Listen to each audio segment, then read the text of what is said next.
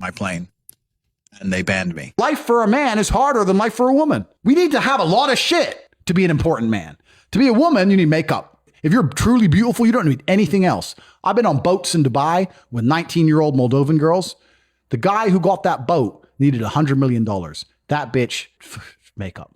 Same boat. That's how hard it is. Look at a game of chess. The king moves one square at a time. What does the queen do? Zips here, zips there.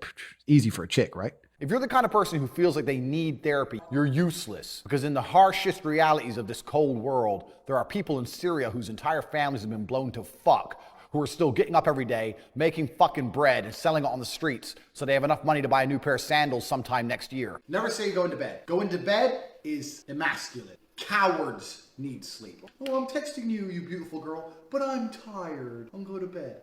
You know what I like to say at fucking 1:15 in the morning? I'm going to work. Work at this time, money never sleeps, baby. Then I go to bed. It strikes out of nowhere. If that's true, why is it not universal across the human condition? Why are some countries more depressed than others?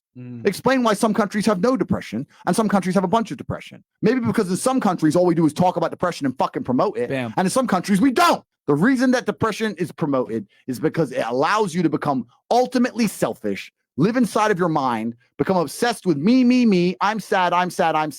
So you don't pay enough attention to what's going on around you to realize you're getting fucked by a ruling class who don't give a shit. And anyone who sits here and tells me, well, depression's real, you're telling me that your mindset is weak. And I'm not going to adopt the thinking of weaklings. I'm busy living fucking life. Michael Jackson was anything less than a G. And now all these kids are coming out going, he touched me. Let me tell you something. If you were a parent and you let your kid stay around Michael Jackson's house, now you want to come here and be all upset your kid got touched. Who cares? Get over it. There's a magical power amongst men, which has been forgotten and lost.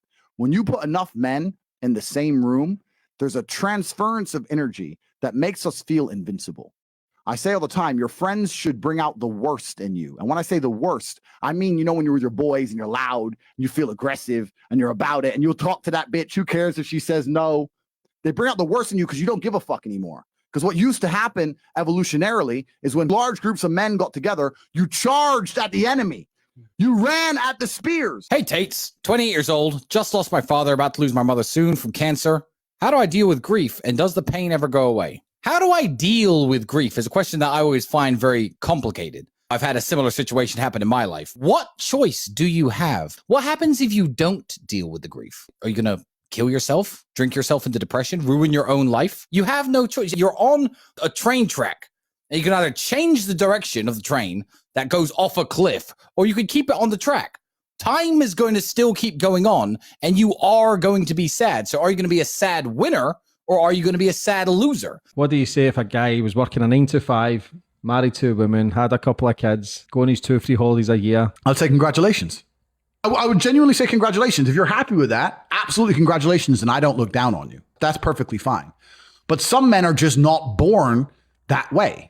Some men are born with something else inside of them, with a fire inside of them. Some men are not satisfied with that. I know me as an individual, I could not be satisfied with that. That doesn't mean I look down on the people who are.